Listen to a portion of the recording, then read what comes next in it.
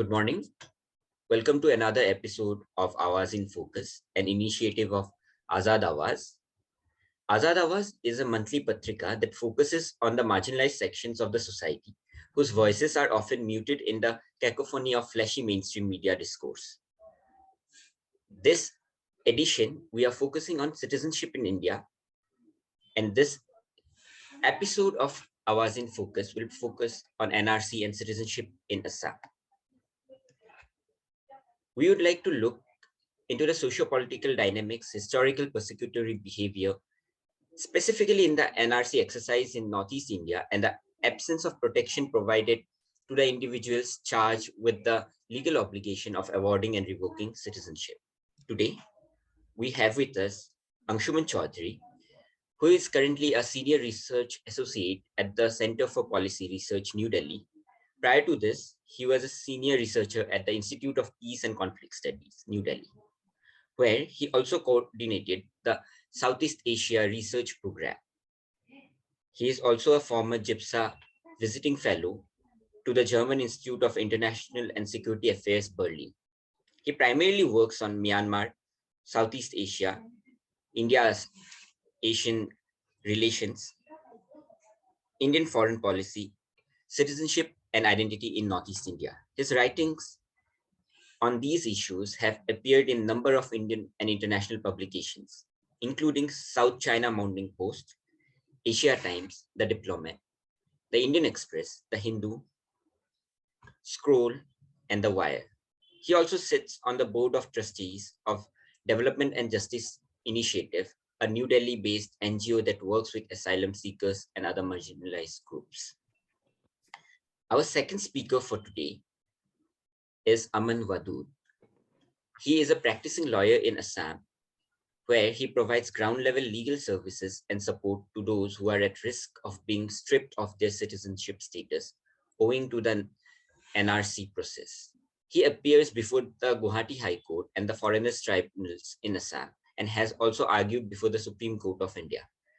His voice has been crucial in highlighting the ethnic and religious prejudices in the adjudication of citizenship in Assam. Apart from this litigation practice, Aman was heavily involved in the NRC process, which involved traveling across Assam to spread awareness about the court-monitored NRC. He has recently received the Fulbright Nehru Masters Fellowship for 2021-22 and hopes to continue to build on his work through this opportunity. So, my first question is to Mr. Angshuman Choudhary. While the entire country was against the NRC in Assam, the sentiments were quite different. They were in support of NRC despite being against the CAA. Why do you think it was so? And what is the historical premise on which this demand was set? Can you just shed some light on it?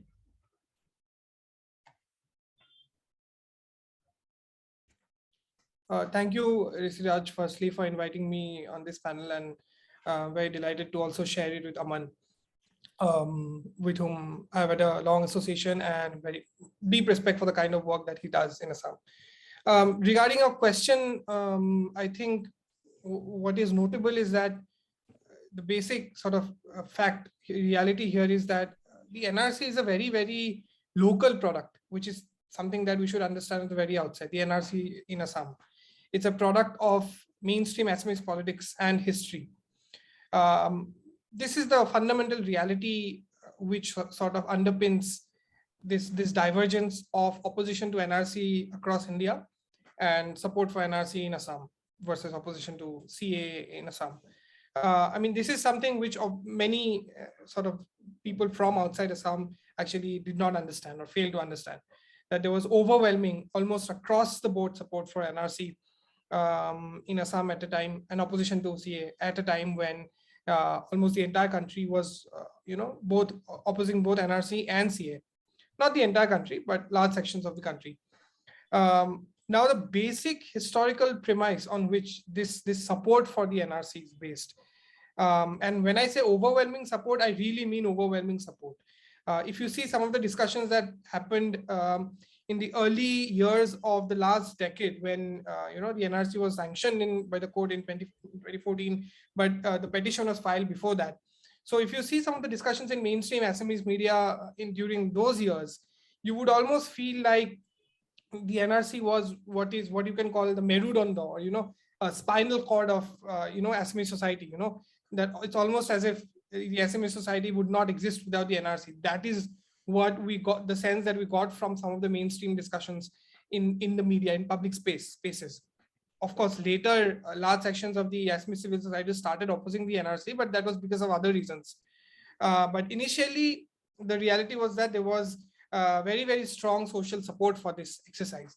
Now, going back to what I was saying, the exact, the fundamental historical premise behind this support is that there was a bunch of people who came in and invaded and occupied Assam, right? And I'm using those words with full knowledge of what they mean.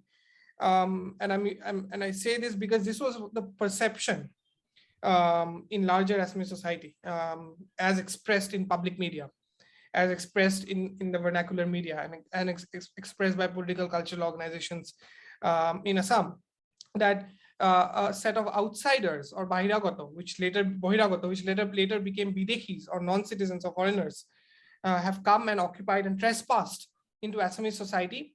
And because of this, the Assamese will be rendered a minority in their own homeland. This was the basic understanding which fueled sort of the need for a cleansing exercise, quote unquote cleansing exercise like the NRC.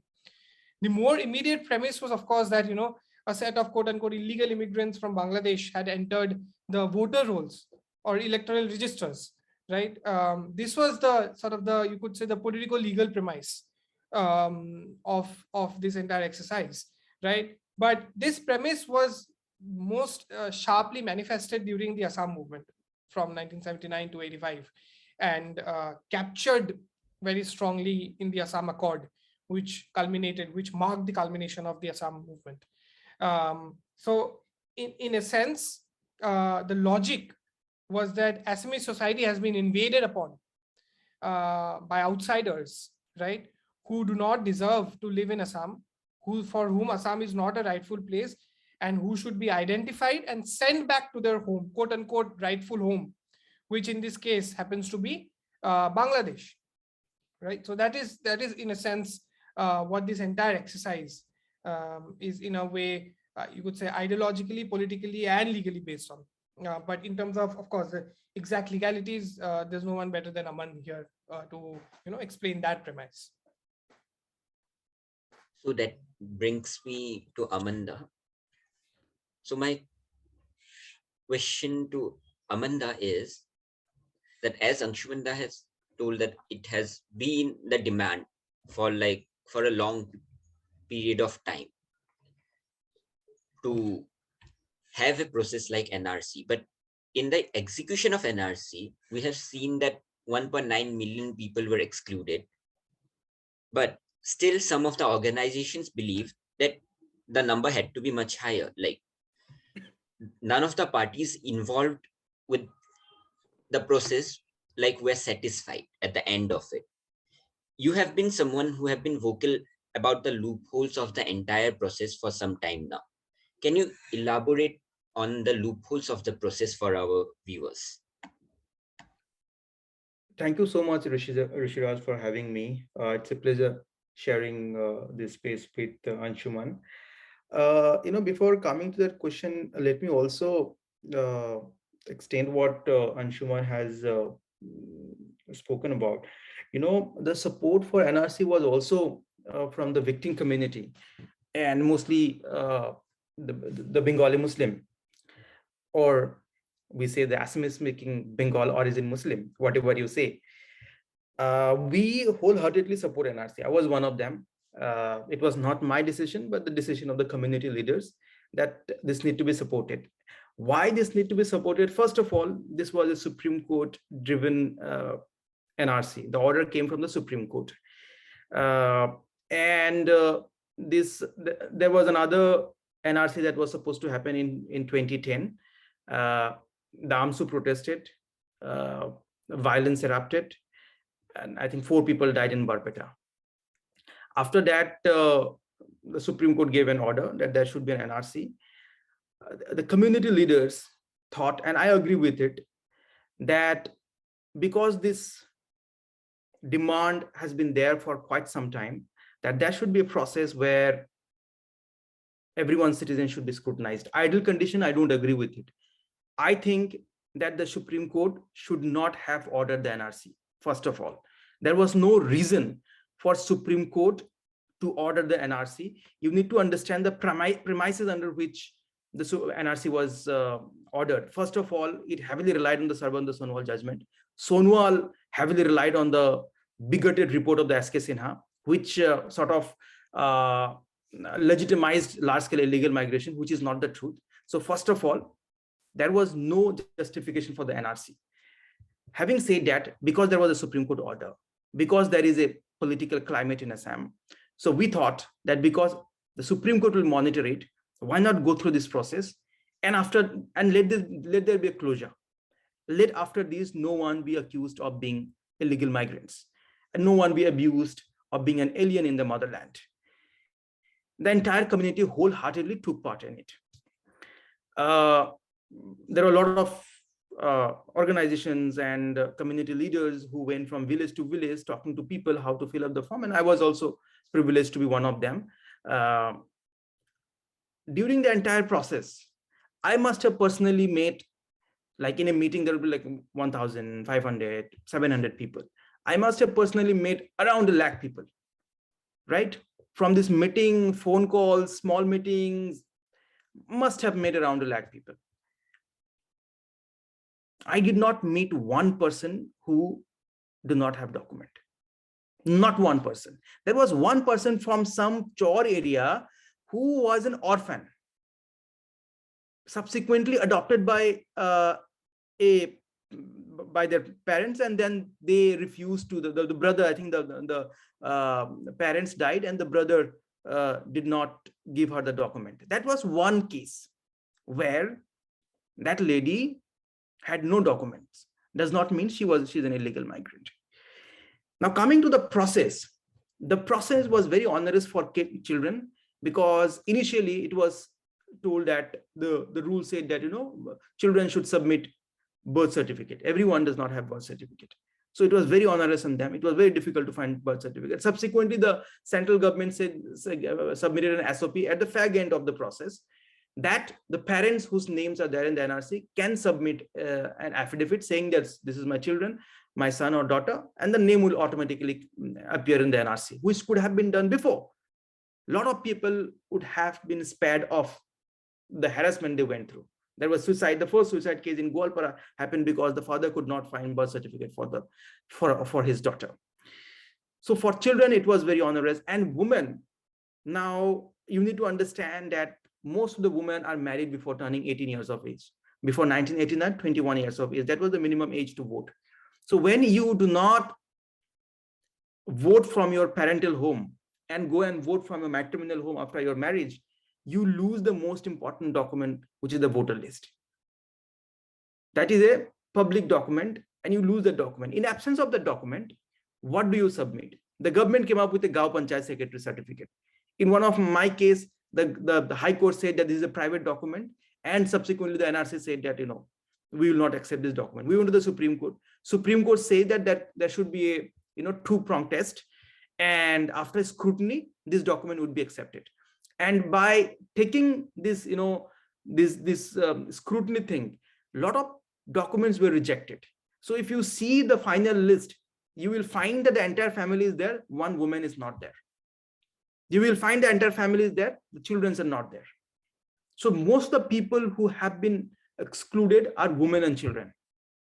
And there was another thing that so what happened, the entire process was, the document was digitized and uploaded, which is called legacy data.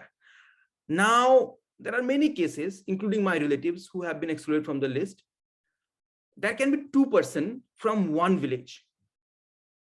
Now, when you search on the website, you might pick up one of the document, right? And that document might not be yours, might not be, the other document could have been yours. But once you submit the legacy data, the rule was that you cannot change it, despite the fact that you had a document. One of my relative, they submitted 1951 document, despite the fact that uncle is still alive. He has 1960 legacy data. They thought that, oh, let us give 1951 document of the grandfather, and we would be in a different category altogether. Now, during the scrutiny, it was found that that one document was used by two persons. It is not that they do not have document. They have document, but now they cannot change the legacy person. Despite having their own 1951 document, they could not use it. Despite having uncle was alive, his 1966 document was there, they could not use because they cannot change legacy data. They cannot change the legacy person. This was one of the ways how people were excluded, right? Now you need to understand why people are not happy with the number.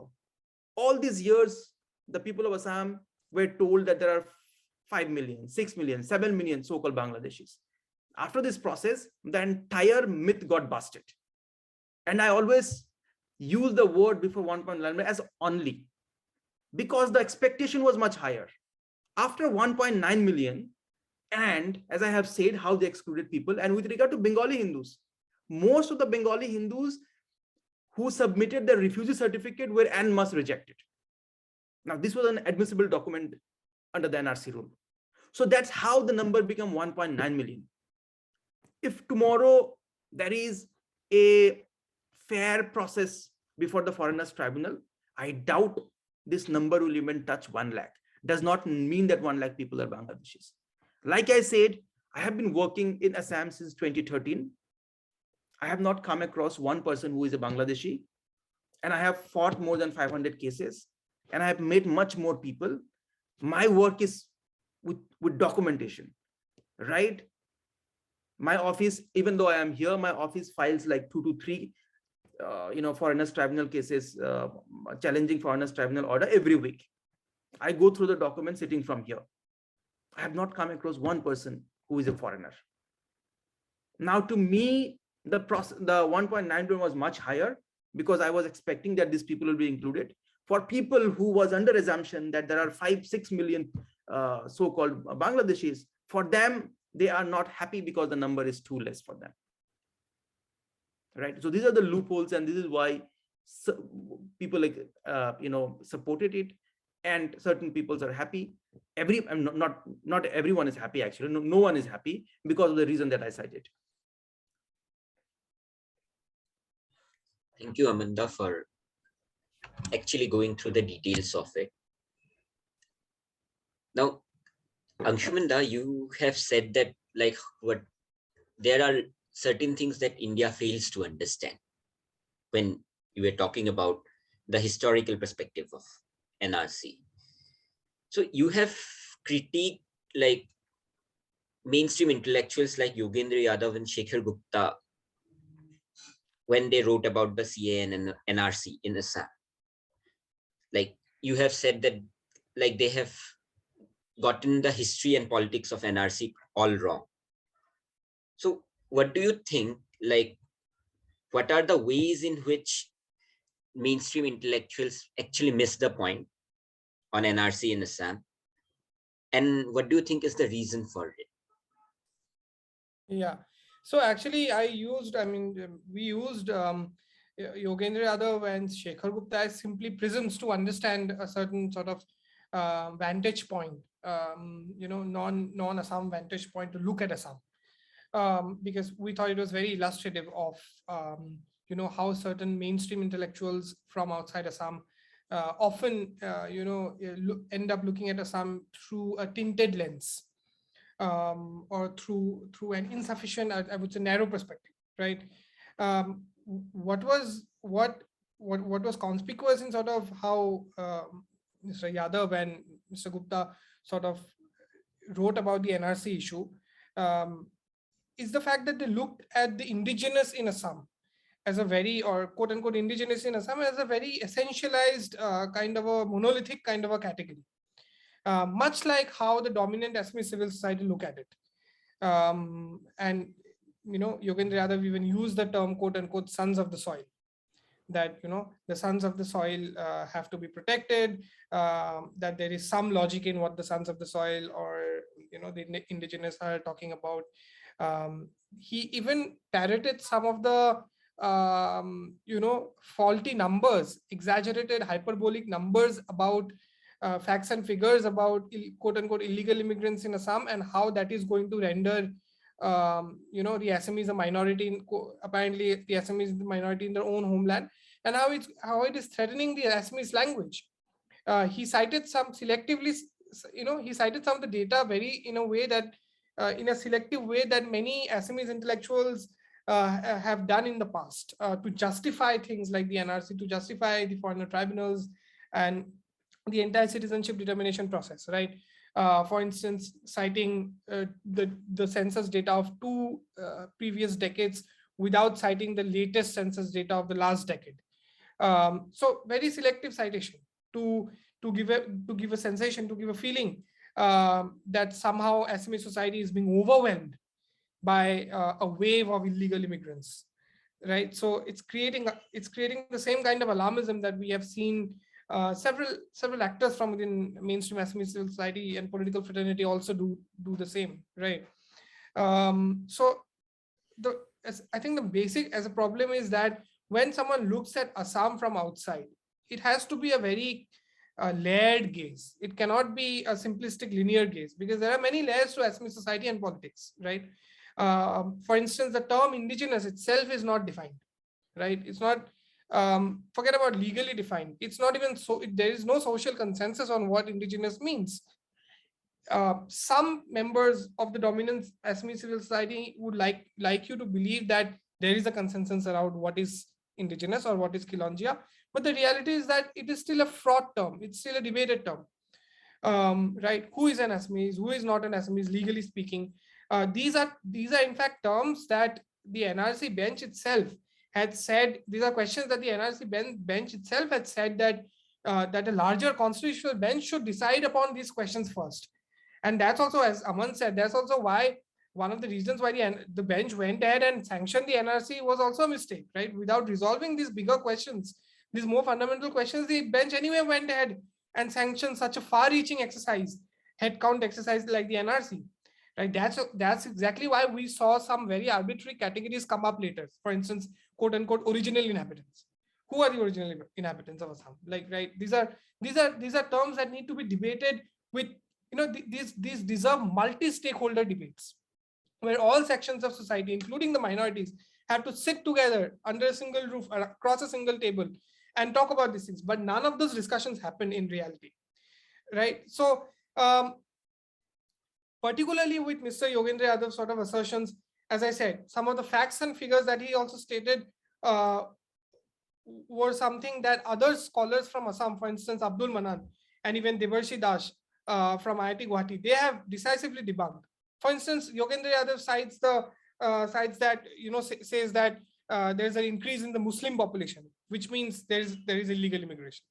Then he says something like this increase is most visible in the border districts, a fact that was decisively debunked by the NRC, right?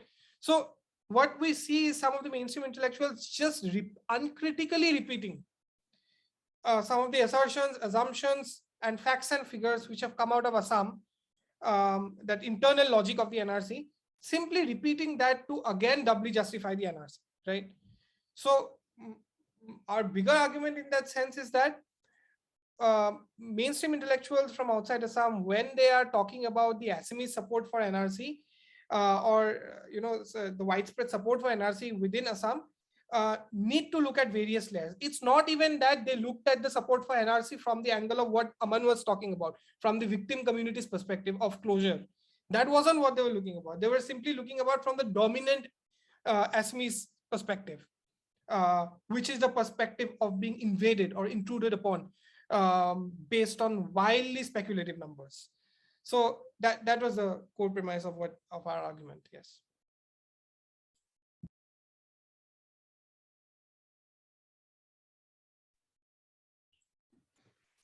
So basically, when mainstream intelligentsia wants to look into NRC, they must go through that layers around and the power dynamics of like knowledge production. Yes, and So I mean, it is important for just one small thing to add. It is important for them to look at historical power structures. It is important for them to see which particular community wields the greatest social, political, economic, and cultural leverage in the state, rather than looking at the quote unquote indigenous as a single homogeneous category which is oppressed in a way, right? So that critical perspective, that problematization of the term indigenous has to be there, especially for a progressive voice, especially for mainstream progressives and liberals. And that's exactly why we, for instance, took Yogendra Yadav, because Yogendra is someone with whom I agree with on almost everything, right? And if not on all things, but he's a liberal and he's a progressive politician, right? He's someone who usually is critical about things, right? That's why perhaps it was startling for us to see him, parrot some of the very orthodox sort of notions about illegal immigrants in Assam. So yeah, that was exactly why we sort of took that case. Amanda, you have said that you work closely with the Foreigners Tribunal in Assam.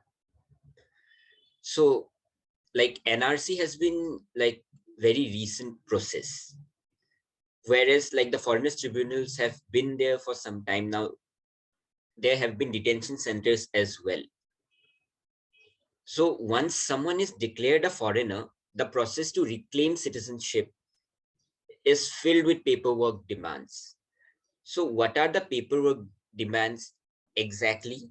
And how does that create a problem for people belonging to the already marginalized groups?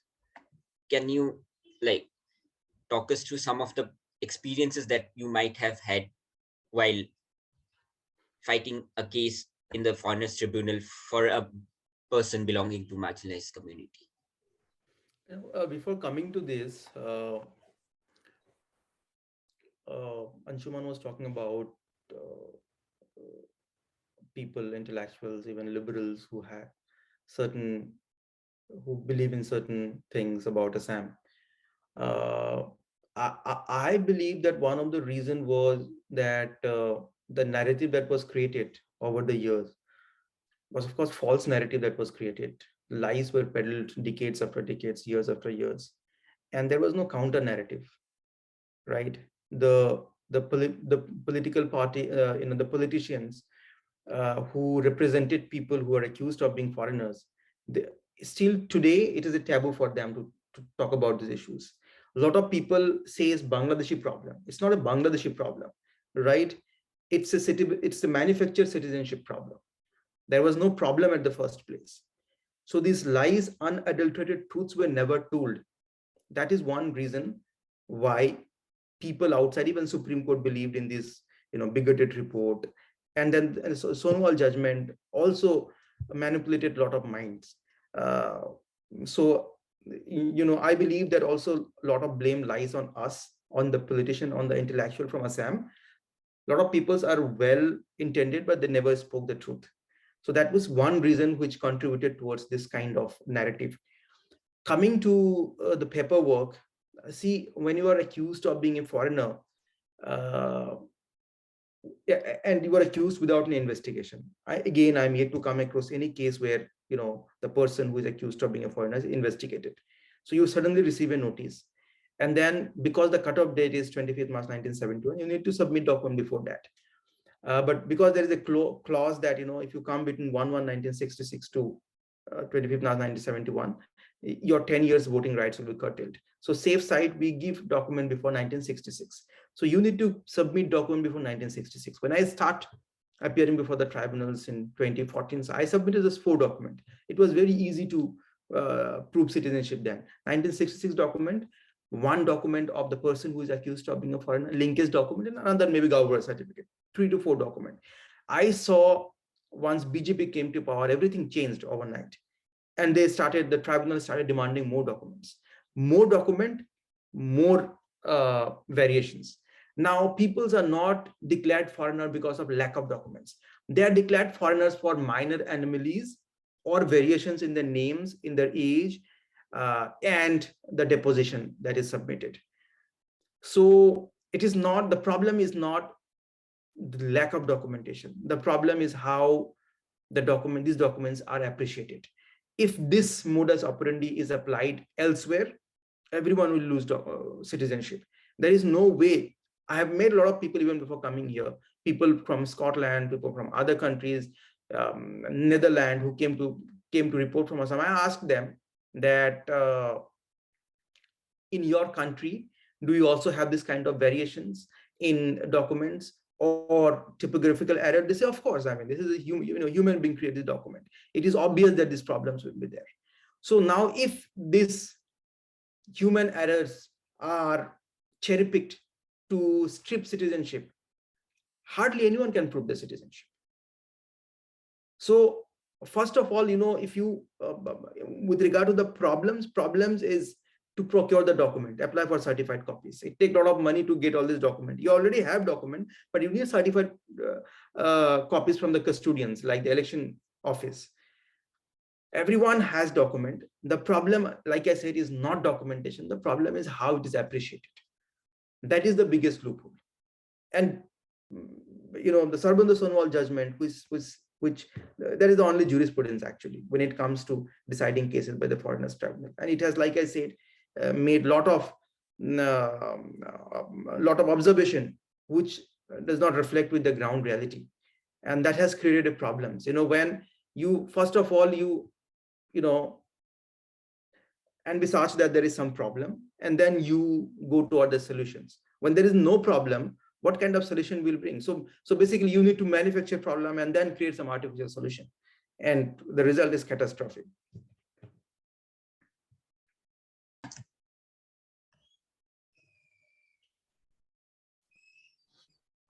So Amanda, like you have said that it is all based on the Sarbananda Sonowal judgment. Can you elaborate for our viewers, like what is the judgment briefly? So Mr. Sonowal, he challenged the constitutionality of the IMDT Act, the Illegal Migration Determination by Tribunal Act, which was there to just a sec, to adjudicate citizenship. It was brought in 1983, and since then, this was the act which was applied by the IMDT Tribunal to adjudicate citizenship.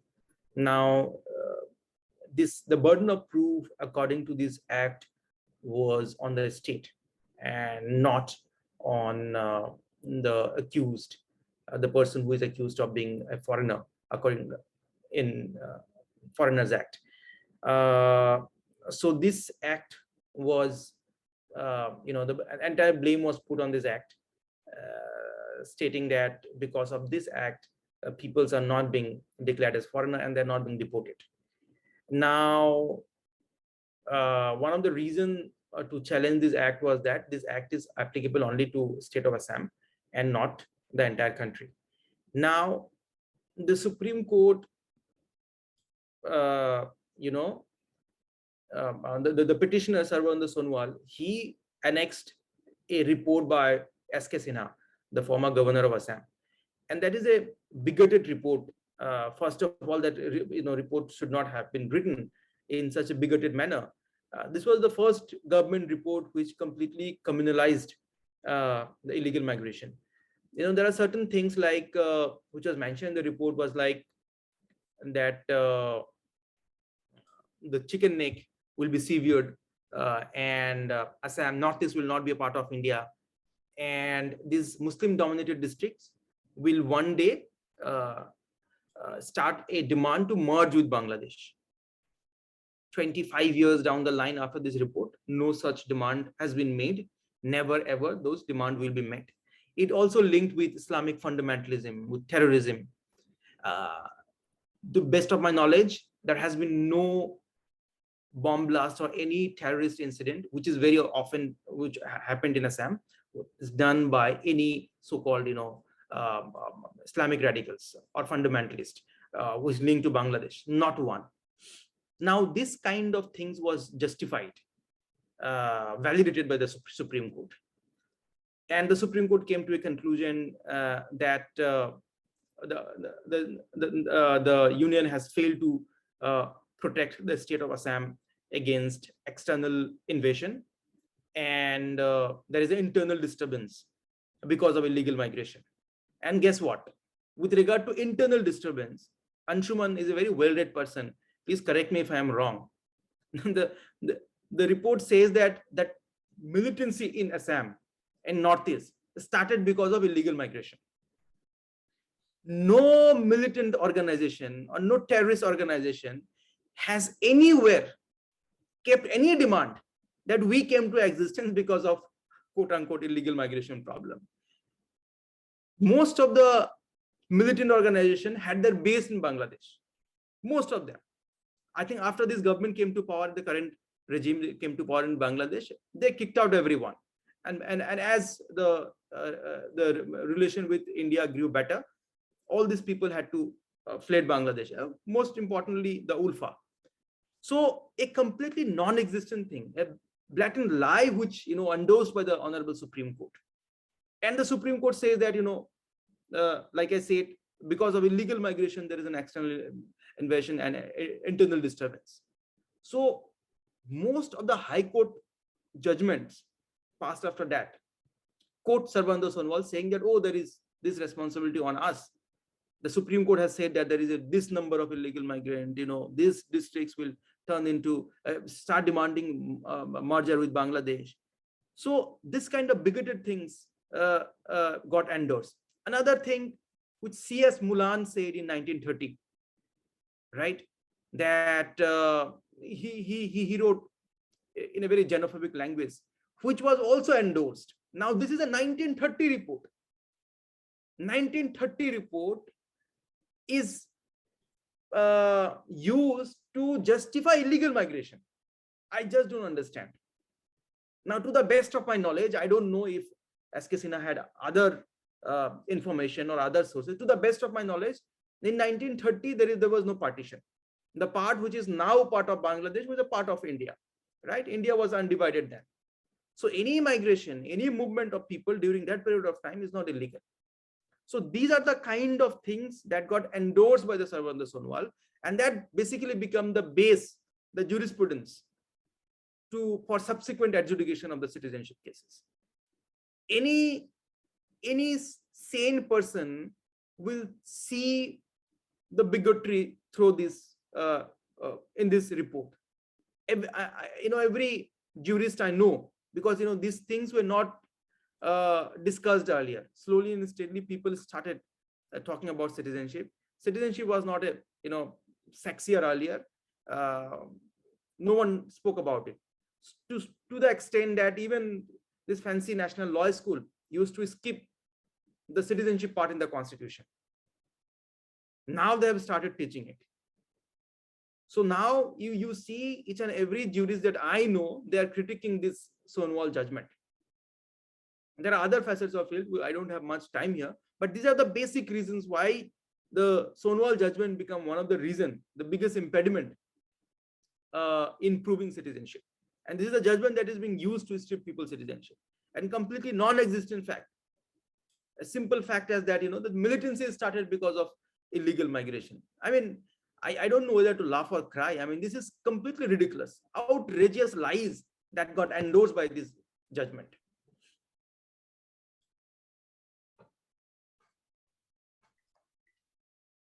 So, Anshumanda, first of all, do you think that militancy have begun because of illegal immigrants? And the other question that I have for you is that you have been someone who have always questioned the morality of NRC, an aspect we tend to overlook when we discuss laws and bureaucratic processes. So what do you think,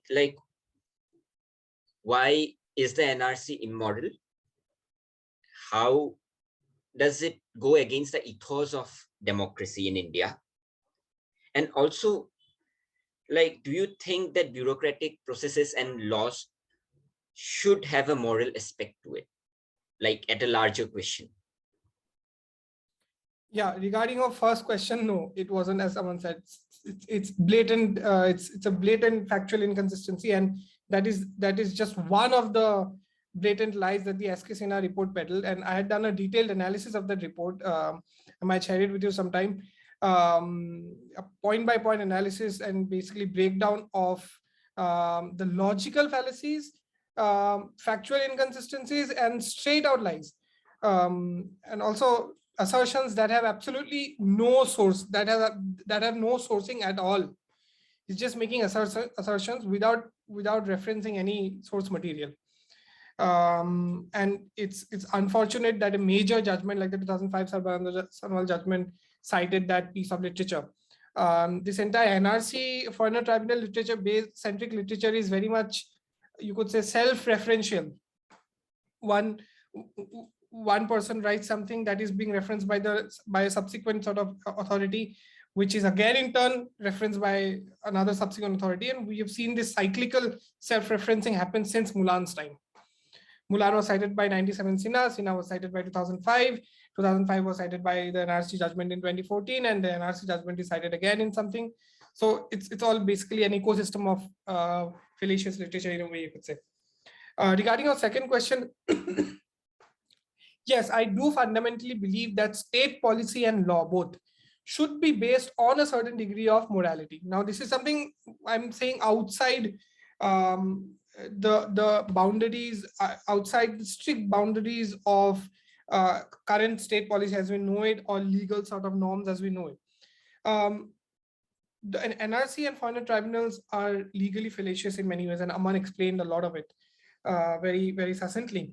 But something that I've always wondered is there is something grievously wrong, sort of morally dubious, in asking someone who's been settled in Assam, who's been living in Assam for 30, 40 years, has raised their children, generations in Assam for 30, 40 years, to suddenly tell them one fine day that you do not belong to this land and you've got to pack up and leave. If you don't leave, you will be put in a detention center for God knows how long.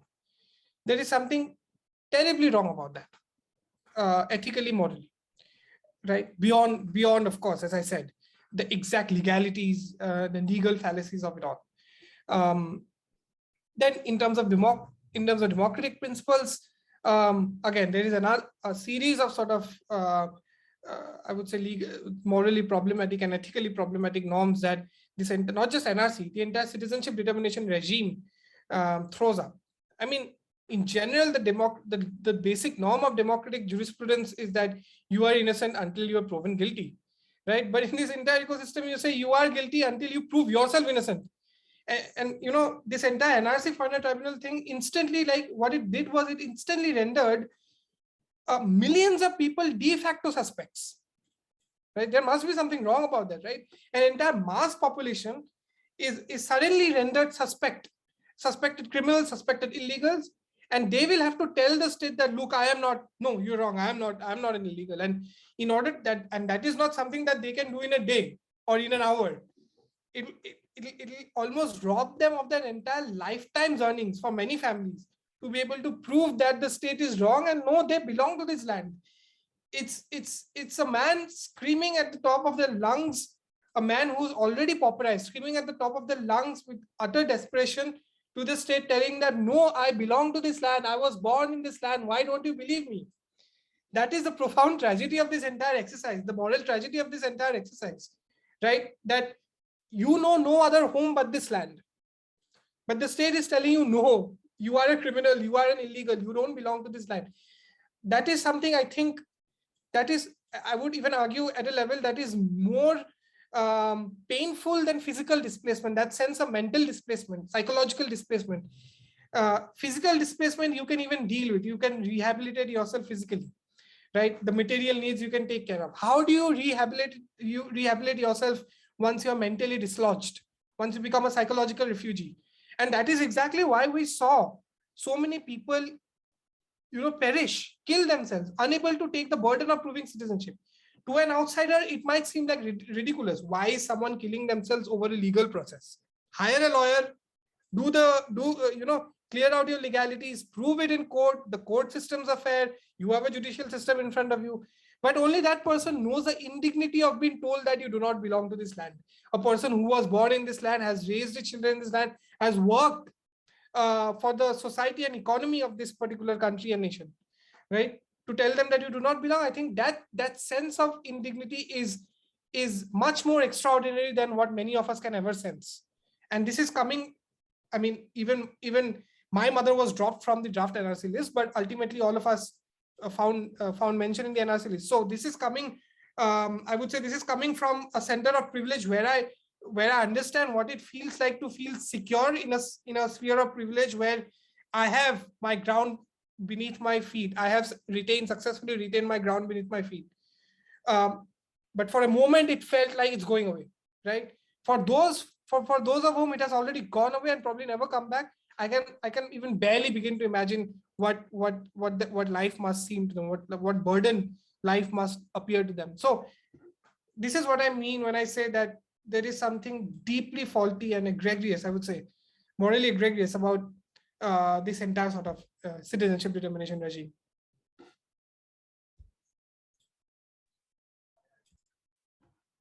Amanda, so my next question to you would be on the legal aspect of citizenship. So you have been very critical of how the judiciary has viewed the question of citizenship in Assam. So can you elaborate how the judiciary has viewed the citizenship question in Assam? Why shouldn't it be viewed in that manner? And if you have any suggestion of how it should be viewed? I think this question has been largely answered with regard to Sarvanda Sonwal judgment and how subsequent adjudication of citizenship completely relied on the Sarvanda Sonwal judgment, and also while appreciating the document, the tribunal cherry pick minor anomalies, normal variations, and the inconsistencies which are in every documents. So like I have already explained, that if this is the standard to adjudicate citizenship, I hardly know any person who can actually prove the citizenship. So I, first of all, the Sonwal judgment, the way IMDT was held unconstitutional. Not only that, it went beyond Sonwal and made this kind of endorse the bigoted report, which basically became a jurisprudence. And the subsequent, the Guwahati High Court and the tribunal relied basically on the judgment. So that became a standard that the state is facing aggression from Bangladesh, which is not true.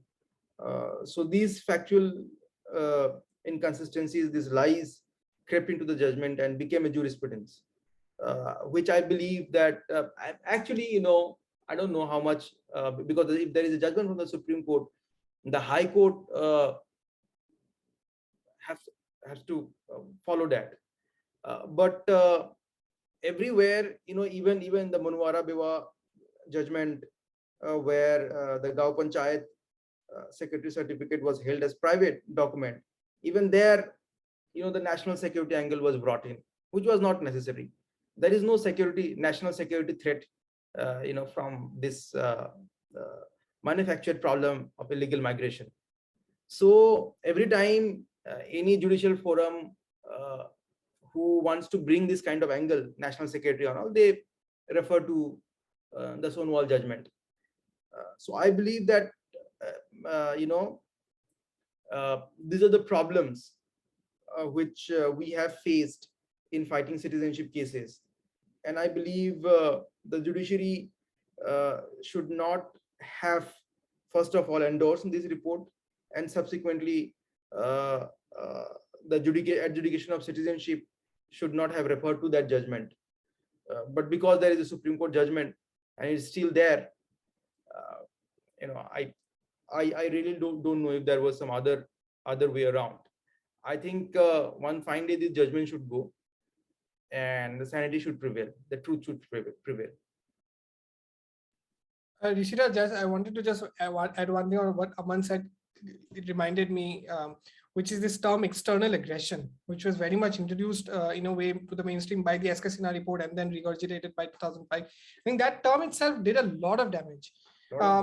In fact, you know, till about the 70s, 80s, and even early 90s, this fear of immigrants was very much just a part of the local discourse, Assamese discourse. SK Sinha was really the one who took it to the center of power corridors of Delhi. This anxiety, paranoia, manufactured paranoia about this flood of immigrants coming in and taking in. So he gave this sort of strategic angle, securitized strategic angle to this whole thing. And when the moment he used the term external aggression, it seemed like the sovereignty and territorial integrity of this country, which then became which is a national issue, quote unquote national issue, is under threat because of these immigrants, right? So that gave a more compelling reason for the state to come in a way, so to say, and protect Assam from aggressors, quote unquote aggressors, right? So that term, I think, has done a lingering damage to this entire discourse in a way. And Aman said, like, so sort of securitized the whole thing. Everything became a national security paranoia. A human problem became a national security paranoia. Well put, very true. So thank you for your time, Anshumanda and Amanda. It has been really fruitful discussion, and I hope that our viewers would understand the nuances of the NRC process after going through this interview, and would dive deeper into the issue and try to read more about it. Thank you so much. Thank you, Rishabh.